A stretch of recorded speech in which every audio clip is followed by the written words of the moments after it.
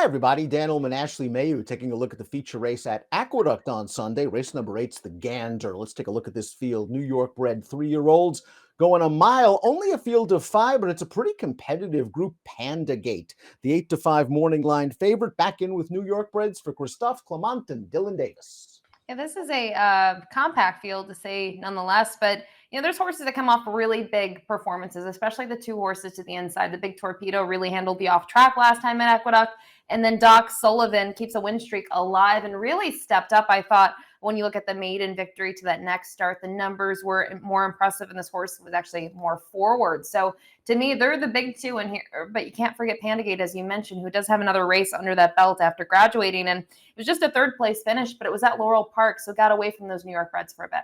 Let's throw up the time form US pace projector. This could be key. It's a blue bar scenario that favors front runners. The Big Torpedo took them gate to wire over course and distance last time out. This one might be loose.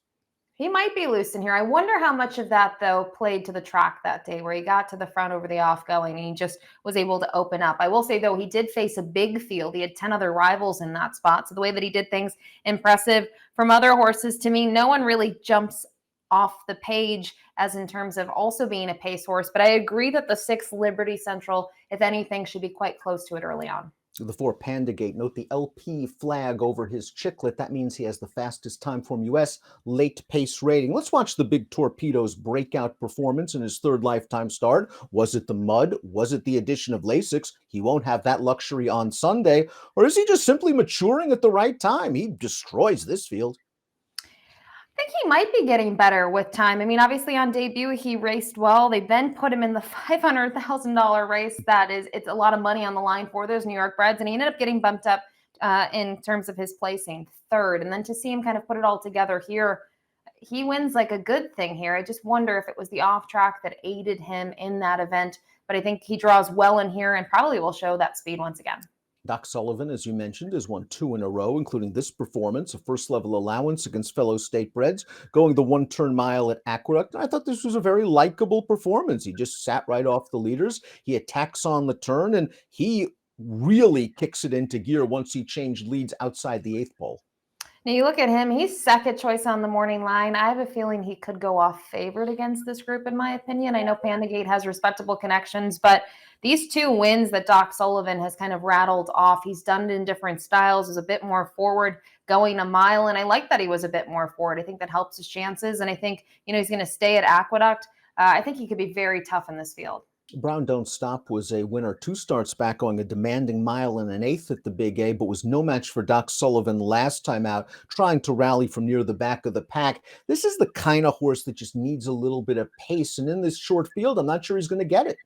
I don't know if he wants to go a mile, the one-turn mile at least. Obviously, he was well defeated last time out. Doc Sullivan put on a clinic in that spot, but you go to the race 2 back, he's going a mile and an 1/8. And I thought he raced considerably better because it was going longer. They weren't necessarily as quick early on, so he's able to be closer to it and made a late run and was able to get the win. So to me, Brown Don't Stop. I don't like him going one turn. Never easy debuting going a mile. That was no problem for Pandagate, who ran away and hid from state-bred maidens in his debut at 2. Here's his first start against winners. Open company at Laurel Park. This was a day where speed just dominated. I think they basically ran 1-2 all the way around the track, and Pandagate kind of got held up in behind horses. He's going to make a good, solid run to finish third. You can tell he's a little bit green the way he finishes, but I do think there's some ability here. I think there is. He's able to pick up some horses here late. To me, the one thing I wish we would have seen, he's been down in Florida, just one race down there. Obviously, though, maybe they're just saving him because he is a New York bred to just put him in this spot and have him ready to roll off the layoff. But he's 8-5 on the morning line. Personally, Dan, I don't know if I would take him at such a short price. The horse that beat him last time out, Regalo's in a stake on Saturday at Laurel, the Miracle Woods. You can check in and see how that one did. Ballyamore is up next. He ran second last time out against open optional claimers at Parks. As you can see, this is a very wet track. He's going to split horses in the 2 path and come with a good run to finish second behind a very promising train, Butch Reed train runner, Maximus Meridius. The problem is his buyers are light. His buyers are light, and I think his connections are going to want to do a rain dance on Sunday because I think some of his better performances have been over the off going. Now, he's able to win going 7 ace 2 back at the slop at Parks, and it's against only just those maiden $30,000. So he's going to have to stretch out. To me, this is just deeper waters than he's faced so far. And I think the one thing that goes against him, he looks like a deep closer to me every single time. I don't see the versatility, especially in recent times for him. So he would need a lot of pace help, but he would need a pace meltdown. Getting the number 6 Liberty Central into the gate's half the battle. He's just going to balk behind the stalls, it seems, every single time, and he did it again last time. Once he got out of there, it was no problem. Graduation day in his 5th lifetime start. Liberty Central was very good in this race. Much improved buyer speed figure, good tactical speed. He did get a very good trip in this race, but this was a likable effort. Yeah, it was a focused victory to say the least. He draws clear by almost 9. And you mentioned the battle is kind of the mental battle of getting him into the starting gate, and hopefully he gets a clean break, because that's been a little bit of a trouble for him in the past as well. So we'll see. Maybe he's turning around. Maybe he's maturing here. I do think from a pace perspective, he should be close to it, maybe make a late run. And, he's had plenty of races at Aqueduct, very comfortable over the surface, and he's done well. He's consistent, to say.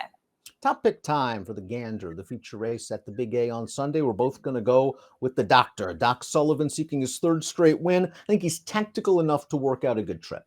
I think so too. He's got those 2 wins intact now, and I like the way that he was able to do it last time. So for me, I mentioned it earlier, I could see him going off favored here. He's hard not to like in this spot. Ashley's going 2-6-4-1. I'm going 2-4-6-1 in the Gander on Sunday at Aqueduct. Best of luck.